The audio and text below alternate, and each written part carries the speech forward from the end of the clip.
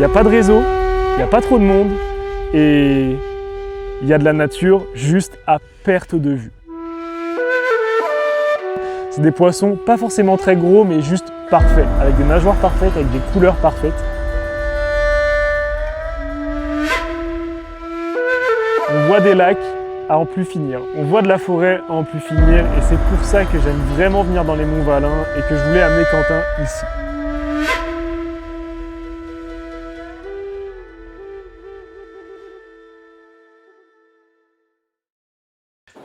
Aujourd'hui, on n'a plus besoin d'habiter dans une grande ville pour vivre à 100 à l'heure. Entre le travail, les déplacements, les obligations du quotidien, les journées s'enchaînent à un rythme effréné. Au fil du temps, on finit pourtant par oublier l'essentiel. Prendre le temps de prendre le temps.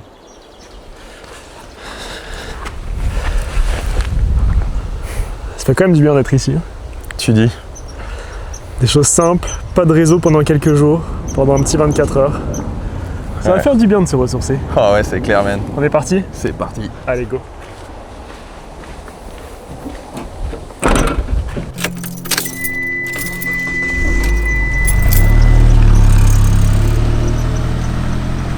En ce mois d'été, au mois de juin, cette année, il a vraiment pas fait beau.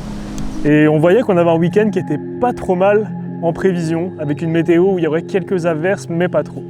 C'est pour ça que j'ai demandé à mon pote Quentin de venir me rejoindre pour faire un petit moment de déconnexion et surtout des belles sessions de pêche dans les Monts Valin. Et évidemment, le truc un petit peu sympa quand je vais sur les Aigues, c'est que je veux aller dans des nouveaux lacs, je veux découvrir de nouveaux territoires, je veux découvrir de nouveaux lacs, je veux découvrir de nouveaux spots, je veux prendre plus de poissons peut-être, prendre des gros poissons peut-être, je veux m'amuser, je veux découvrir, bref, je veux de la nouveauté. Bon là on va regarder où est-ce qu'on va en premier. Il y a un truc que j'aime beaucoup faire, c'est aller pêcher des lacs que je connais pas, et surtout des petits lacs, parce que les petits lacs ils sont pas pêchés. Les gens, ça les intéresse pas les petits lacs. C'est pas forcément les lacs où on fait des poissons records, mais on peut tomber sur des très très grosses surprises. Et donc il y a un truc que j'aime beaucoup faire en zec, c'est aller pêcher des lacs que personne pêche. Et tous les petits lacs un peu inaccessibles, personne les pêche. Donc il n'y a pas de réseau où on est. On va faire à la bonne vieille carte. J'aime bien trouver des regroupements de plein de petits lacs pas trop proches des chemins forestiers. Je pense qu'on va aller dans ce coin-là. Ça veut dire qu'il faudra prendre la fourche du kilomètre genre 27, continuer un petit peu, lac Simon, etc. Puis on va monter dans ce coin-là. Ok, c'est une affaire qui roule, on y va.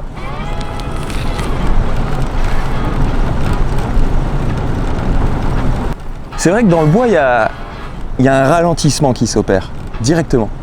C'est-à-dire qu'on rentre dans le bois, et là tout de suite, je sens que le temps s'allonge. Il y a un ralentissement de l'espace-temps, si je peux dire. Et ça me fait oublier les choses du quotidien, mon téléphone, je sais pas, des petits tracas, des choses comme ça. Mais ça reste un peu derrière moi quand je rentre dans le bois. Et ben ça, c'est des choses, c'est des moments que tu croises pas tant au quotidien. Tu es toujours pris par quelque chose, tu penses toujours à ton move d'après, tu vois. Mais pas à la pêche. À la pêche, tu es là. C'est là, ici. Il n'y a rien d'autre à ta disposition que ça, ici.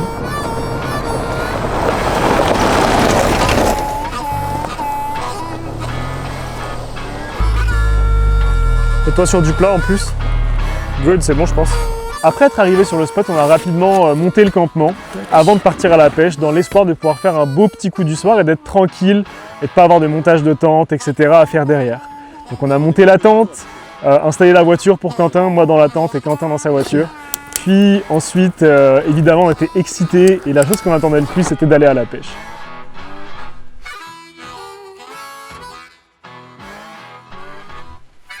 Mais l'aventure ne débute pas forcément au moment où on met les pieds au bord de l'eau. Elle débute bien avant, autour du camp, lorsque chaque pièce d'équipement est préparée avec attention. Le choix du matériel, l'organisation du sac et la sélection des leurres sont des étapes essentielles pour bien préparer son exploration. Ensuite, on est parti à la pêche, sans savoir vraiment où est-ce qu'on allait, parce que j'avoue que la forêt était ultra dense, il y avait plusieurs lacs autour, 4-5 lacs autour, et moi j'avais vraiment spoté un des lacs au milieu, pas très gros, mais qui m'avait l'air vraiment très intéressant. C'est par où le lac? Honnêtement, je sais pas. Par là-bas, je pense. Logiquement, c'est par là-bas. C'est-à-dire, logiquement, moi j'irai là. Ouais, c'est ça. Allez. Au pire, on va trouver une carte papier si jamais.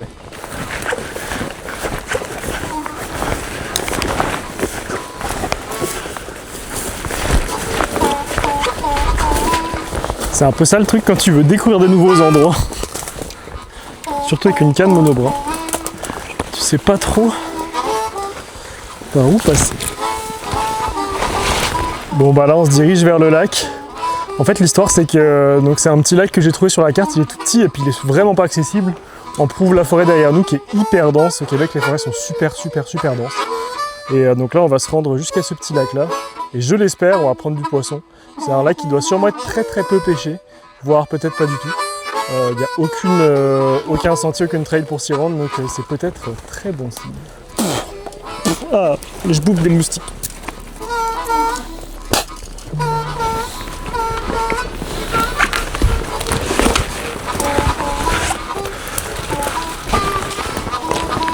On va commencer sur le bord là, puis je vais te filer un leurre. Tac. Hop. Tac. C'est beau mon gars.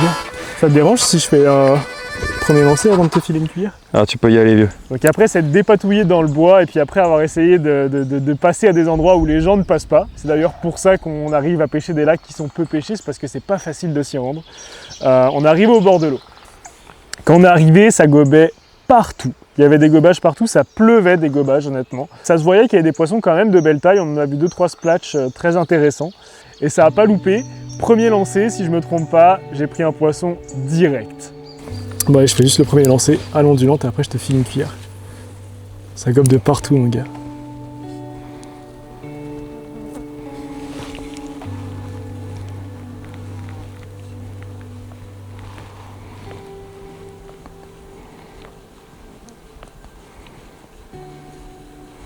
Oh, je me suis fait taper. Non. Oh, oh oui. First cast.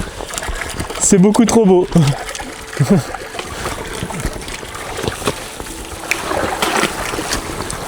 Tac. Regarde-moi ça. Petite beauté des Monts Valin. C'est pas très gros. Mais je peux te dire une chose. L'eau est fraîche et les poissons sont très énervés. Hop. Bon bah c'est pas grave. On va continuer, en tout cas les fiches sont présents. Je vais te filer une petite cuillère tournante et puis on va y aller. Pas un gros poisson, mais un premier poisson quand même. Je l'ai échappé, il est vite reparti à l'eau. Mais en tout cas, ça donnait de bons espoirs pour la suite. Mais il y a un petit truc, moi je suis un peu superstitieux et j'avoue que quand je prends un poisson au premier lancer, je suis jamais bien serein pour la suite. Je préférerais en prendre un au deuxième ou au troisième lancer. Bon tiens, maintenant c'est à toi. J'ai pris un poisson, je te laisse prendre le deuxième. Une eau sombre comme ça, moi je vais partir sur de quoi de flash un peu.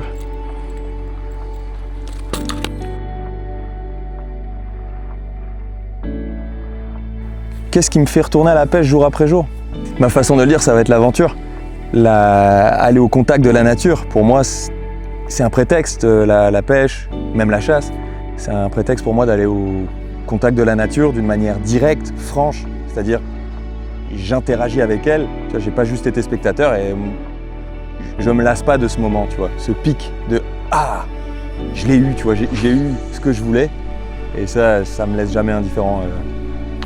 C'est probablement ce qui me rend le plus heureux au monde, pour être franc.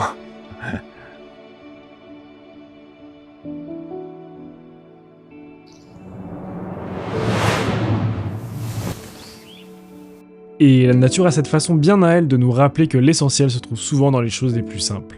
La pêche n'échappe pas à cette règle. Derrière chaque lancer se cache un savoir transmis, des gestes qui traversent les générations sans jamais perdre leur sens. Une simple cuillère tournante, Meps, celle qui dormait au fond de la boîte de pêche de nos grands-pères, continue encore, aujourd'hui, à écrire de nouvelles histoires.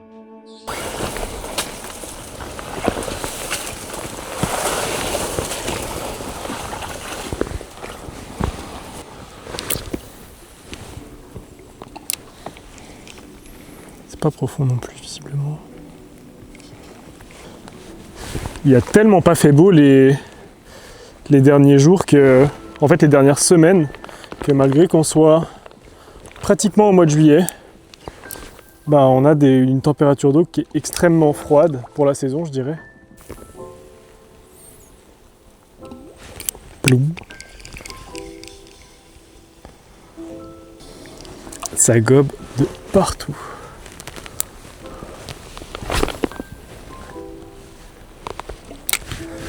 Prends pas tant de touches que ça, donc j'espère qu'elles sont pas juste sur des mouches, quoi. Bon.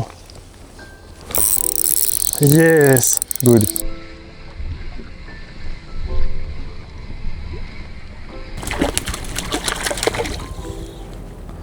Elles ont tellement la gouache pour des tout petits poissons. Waouh! Elle est noire, elle. Regarde-moi ça. Hop, toujours bien se mouiller les mains. Puis il y a l'orage qui arrive visiblement. Elle est tellement noire. Waouh. Ça c'est un magnifique poisson.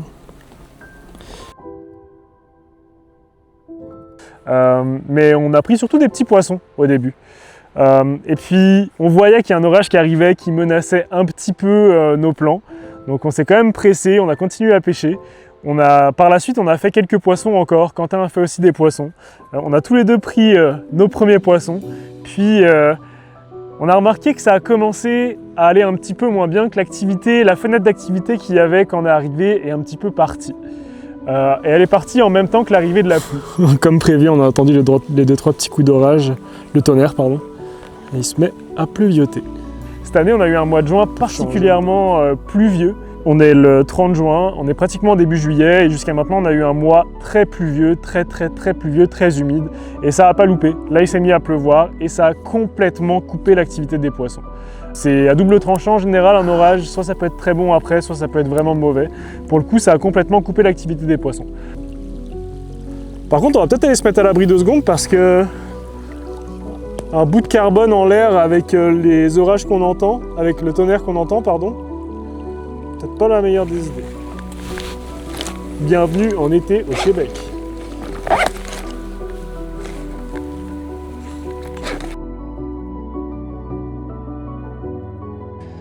Mais il faut bien se rappeler que l'orage n'est jamais qu'un passage. Une parenthèse qui rappelle que la nature vit à son propre rythme.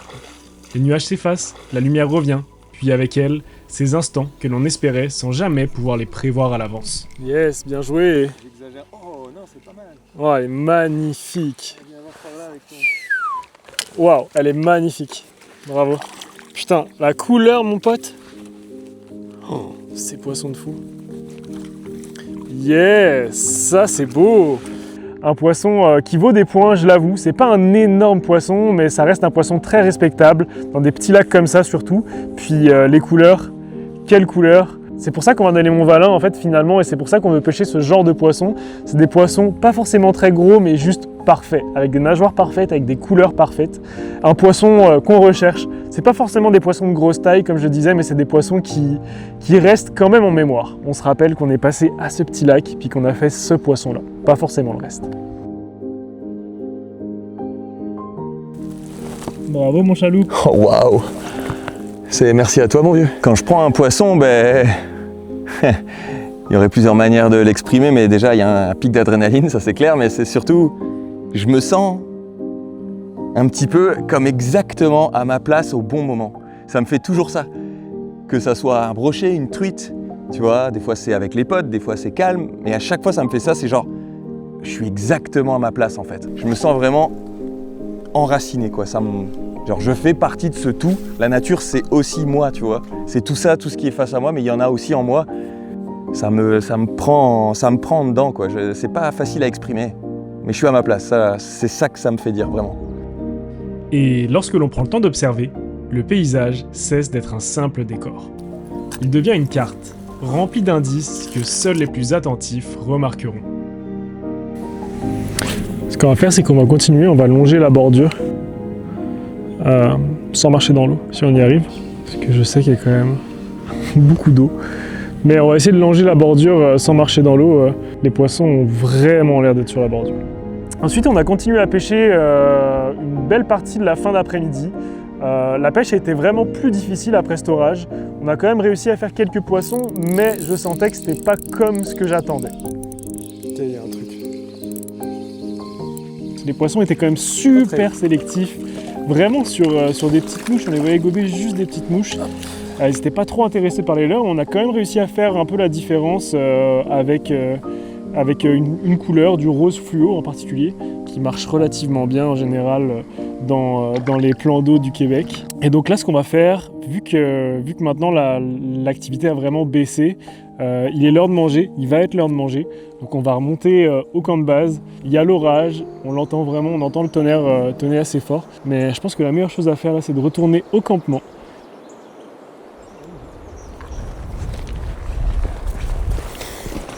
Il y a un petit vent. On dirait que la météo, elle est en train de tourner. Il y a des petits moutons dans le ciel. Par contre, ce qui est bien avec le vent, c'est qu'il y a moins de moustiques.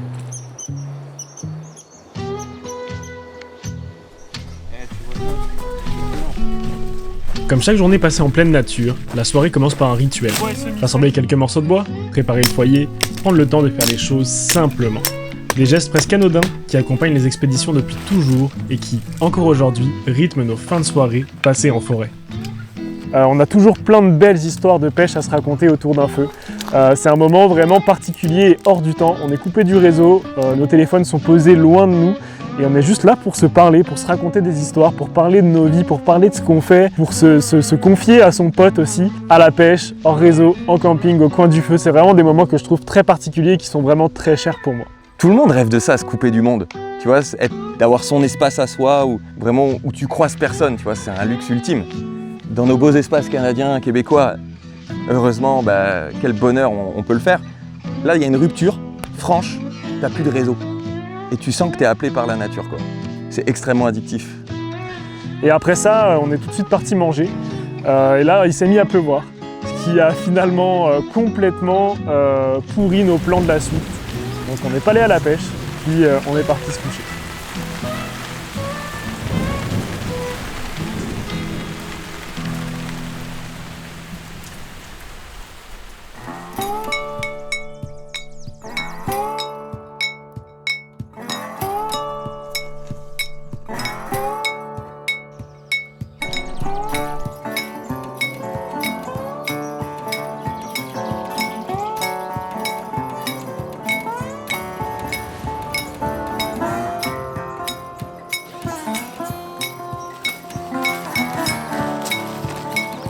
On est assez tôt ce matin, on s'est réveillé tranquillement aux aurores, on a bu notre petit café après une nuit bien pluvieuse. Puis là le soleil commence à percer, on va rapidement ranger toutes les affaires puis partir à la recherche de nouvelles aventures dans de nouveaux lacs. J'ai peut-être une petite idée de où est-ce qu'on va aller, on va regarder ça sur la carte. Puis on va rapidement partir parce que ce matin il fait beau, il fait même très très beau, le soleil commence à percer. Et puis on va croiser les doigts pour faire du beau poisson et je l'espère, beaucoup de poissons. Allez, on range tout ça et on y va. Bon mon Quentin, on va aller voir où est-ce qu'on va aujourd'hui juste avant de partir. C'est quand même la classe sur une carte. C'est très cool. Tac. Donc là, on est dans ce coin-là. On va essayer de ne pas faire trop de kilomètres non plus. Il y a quand même beaucoup de beaux lacs dans cette zone. Lac du Sépal, lac Menu, lac Crayon. Il y a pas mal de petits lacs sympas dans cette zone-là. C'est pas très loin, je pense qu'on est à même pas 10 km là. Même pas. C'est du petit sentier, donc il n'y a pas trop de roches et tout. Si ça te va, on va s'essayer là-bas. J'ai cherché d'autres lacs sur la carte. Un groupement de lacs pas trop loin, histoire de pêcher plusieurs lacs rapidement. Parce que malheureusement, c'est bien les bons moments en nature, mais il y a un moment, il faut redescendre en ville aussi après. Puis je voulais en profiter au maximum, pêcher le plus de lacs possible et faire un peu de poisson avant de redescendre.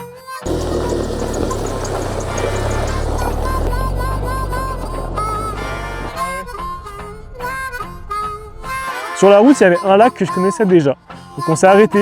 Je lui avais dit à Quentin, on va pêcher juste 5 minutes. Si on prend du poisson, top. Si on prend pas de poisson, on s'en va. Bon là pour le coup c'est des endroits que j'ai déjà pêché, mais on va essayer rapidement en passant tant qu'on est là.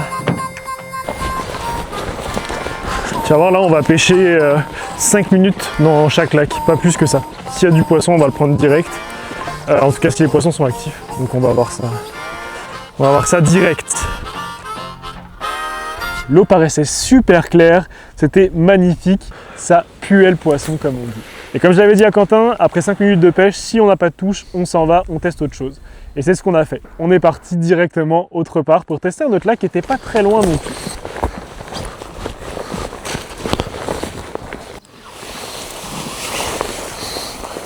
Encore une fois, des accès pas forcément faciles qui nous permettent de pêcher des lacs qui sont très peu pêchés. Et c'est toujours ça qu'on veut. Et en arrivant sur ce dernier lac, si je me trompe pas, pareil, presque au premier lancer, j'ai pris un poisson. Un tout petit poisson, on s'entend, mais c'est toujours ça. Poisson. Ouf. C'est pas gros. Je pense qu'on bat des records. C'est vraiment pas gros. Vas-y ma cocotte. Hop. Ensuite on a continué à pêcher un petit peu, l'ondulante est vraiment sortie du lot encore une fois. Puis on a pris beaucoup de poissons à l'ondulante en laissant couler avec des descentes lentes, planantes, arriver proche du fond. En général les poissons prenaient vraiment presque arriver au fond.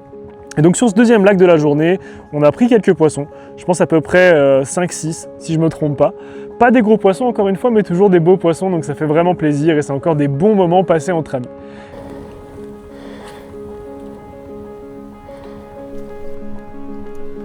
Les poissons, on finit parfois par les oublier. En revanche, les moments passés entre amis, les paysages et tout ce que l'on partage au fil de la journée, ça, ce sont des souvenirs qui restent longtemps et gravés dans notre mémoire. Après ce deuxième lac, sur la carte, j'avais vu un autre lac où il y avait une belle arrivée d'eau. Un lac où une rivière passait des deux côtés. Puis en général, les arrivées d'eau, c'est vraiment bon pour prendre du poisson. Donc on est parti à ce lac et en arrivant, on a vu un lac tout simplement magnifique.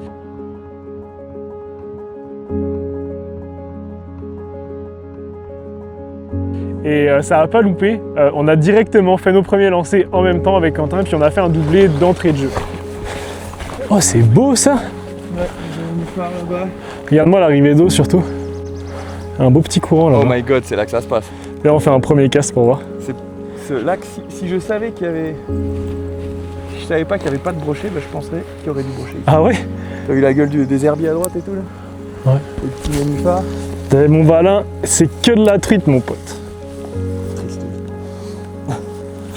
Ça dépend pour qui. Je rigole. Oh, c'est moins profond ici. Oh. Poisson, Et c'est sérieux même. C'est pas mal. c'est un brochet. Yes mon Je pote. sais que c'est une truite, mais je pense que c'est pas mal. Bon, premier cast. Mais ça Je pense qu'il y a du poisson ici. Le gars, la truite, c'est Thomas Pesquet quoi. Putain, je m'attendais pas à ça. Premier doublé de la journée, premier lancé. Je pense qu'il y a du fish. Et je pense que ma truite est plus grosse que ta truite. Ah, merci. On fait des comparaisons maintenant. On Yes. fait la taille Sachtra. Hop. Reste dans l'eau, reste dans l'eau. Yes, ça c'est bon. Ce doublé de seigneur.